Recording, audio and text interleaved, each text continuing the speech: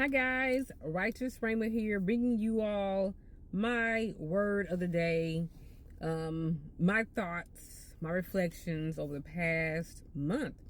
So me and my little sister, I call her little sister, even though she's just a year and a few months younger than me.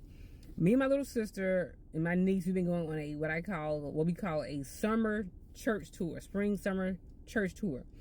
And so we've been going to different churches in the Memphis area, greater Memphis area. So far, just Memphis area. Just trying to get a different vibe, a different feel. She has a church home. I haven't had a church home in over 5 years. I visit the same few churches, but I, don't have a church home. And so we went on this summer church tour. Now, we grew up Pentecostal, not like apostolic, not Jesus' name only baptism, not women with head coverings, but just, Pentecostal, charismatic, tongue speaking, casting out devils, healing the sick, raising the dead, long skirts, no cursing, no drinking, no smoking, all the things. And so that's how we grew up.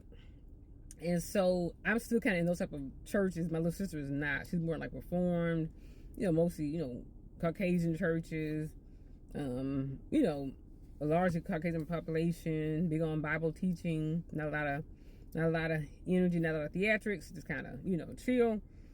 And so as I've been visiting these different churches, I visited First Presbyterian. Then we also visited Pastor Kirk Whalen's church.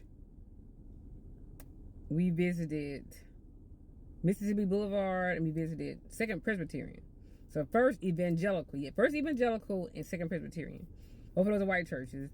And then Mississippi Boulevard and Mount Olivet, those are black churches. So we're alternating between largely African American churches and Caucasian churches, trying to get a good balance.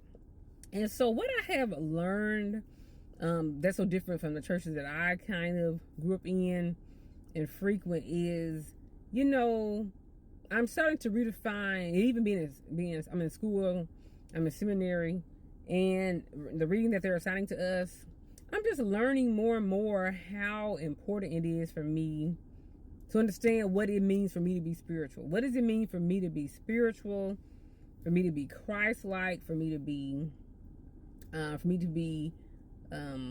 godly, to live a biblical life?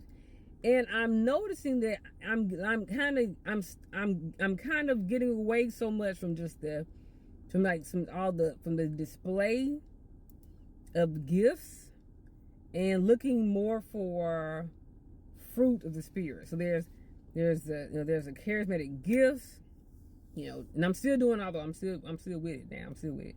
The tongue speaking, casting out devils, healing the sick, raising the dead, prophesying, holiness, all the things. I'm for all the things.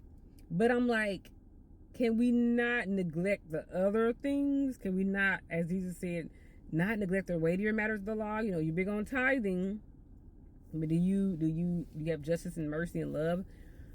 So I'm big on, I'm looking at character more. So since I've been in seminary the second time, I got my master's 10 years ago, and I'm getting my doctorate in seminary. And so I'm looking like, man, what's more important for me now is character.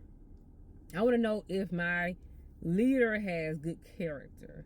Does my leader get angry easily? Is he easily angered? Is my leader, is he given to a lot of temptation, lust, and financial greed?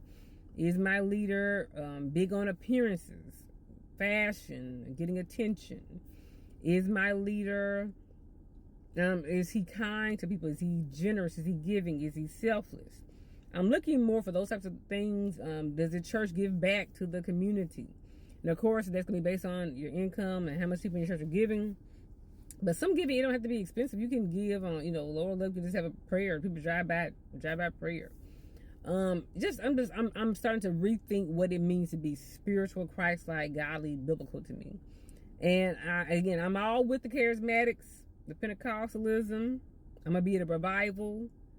I'm gonna be at a concert. I need the energy. I like energy. I'm kind of introverted, but I'm like an introverted extrovert. Like, I like to be around people who are energetic, but when y'all get too much, I got to pull away. So I love the energy. I love being around. I love people watching. I love being around people and the energy and seeing people get delivered, set free, saved. And I love to see I like to see all the things of deliverance and people just getting release in God. And I love all the things about, those positive things.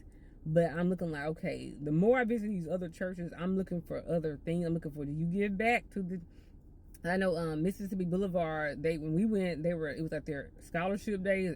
They were giving a lot of scholarships, thousands of dollars in scholarships to the seniors of their church. And then I went to Mount Olivet, and they were so I was going there. They were talking about how they were offering, how they provide, counseling, support groups to their members. I was so proud of this. This is the black church. They said we struggle and giving, but we don't have a lot of big givers. We don't have a lot of so-called high income as Trump may want to imply, but they were giving back. I love to see it. I love to see it. I went to the Second Presbyterian. They had a booklet in there called Love Thy Neighbor, and they had a book of all these resources in Memphis, all these different resources. Like I'm coming from drug addiction to eating disorder, all the way to juvenile delinquency, single mothers, mental health, all the things. I mean, Second Presbyterian has one book that covered all these ministries in Memphis. You went to First Evangelical. What's talking me about them? They may raise an offering. I would say they ain't raising an offering. What a relief! I'm at a church. They're not begging me for money. But they were actually the most hospitable church. They're the most hospitable, kind, accommodating church. The four. I mean, they're all nice churches, but the most hospital made a good impression on me hospitality wise was the last church I went to Sunday, First Evangelical Church. I'm like off Riverdale or whatever. What's my hair sticking up? So I'm starting to rethink what it means to be spiritual. Before I thought it was like long skirts and Kojic was, back in the old school Kojic, minimal or no jewelry or minimal jewelry, minimal makeup, minimal accessories, having minimal extra stuff. No arms out. Show my underarms. Oh my gosh, you're showing your underarms. Oh, what sin? What sin? Red lipstick. What rouge lipstick? Jezebel. Fake nails. Oh my gosh. So my upbringing was more like the externals. If you drink, if you smoke, if you curse, if you go to clubs, if you gamble, if you sleep around before marriage, all the things. But I'm trying to see, and of course, don't do those things. Or don't do those things, some of those things in excess. I have a little wine for my stomach's sake. Wink, wink. I may go to a nice, outing at a venue. I ain't twerking over there. I'm just having fun. But yeah, something about, okay, it's not about all the external stuff. It's like, how do you treat people? How do you treat your neighbor? How do you treat your children? How do you treat your family? How do you treat your coworkers? How do you treat the man on the street who can do that for? How you treat your servant? How do you treat the woman sitting beside you at church? So I'm starting to rethink what it means to be spiritual, what it means to be Christian, and visiting these different churches has opened me up to some other things that I'm looking forward in a church. I don't think any one church will meet all my needs. I think sometimes the churches with the best teaching tend to be, boring. I'm sorry. I don't like boring choirs. I don't like boring music. So the best teaching may be boring in the church.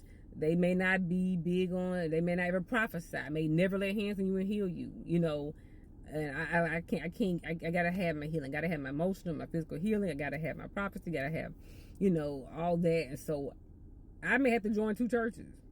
I may have to go to an early morning teaching, good character church, and then in the afternoon, and then maybe at 8 in the morning, go to a good teaching, good character type church, and then around 11 o'clock, 11:30, go to a I gotta have it all. Even my professor in my master's program, he said, "Miss, you're a very complex person." He said, "No one church will ever satisfy you. You'll always need more because you're educated with the Bible, and then you're in seminary, and then you also grew up in a Pentecostal background." So he said, "You'll never be satisfied with one church." And he told me that 10 years ago. So I know this because I know I would never be satisfied with one church. I would always need at least two churches. If I had to join a church, but I don't have to join a church. But if I had to join a church, it had to be a church. It meant to be two churches that can meet not that it's about me getting what I want, it's about me serving the body of Christ as well. But it's me to be satisfied in a church, I'm going to have to join two, because I'm redefining what it means for me to be spiritual and to be fulfilled in a body of believers. Thank you for watching. Please subscribe to my channel, Righteous Rhema. Bye.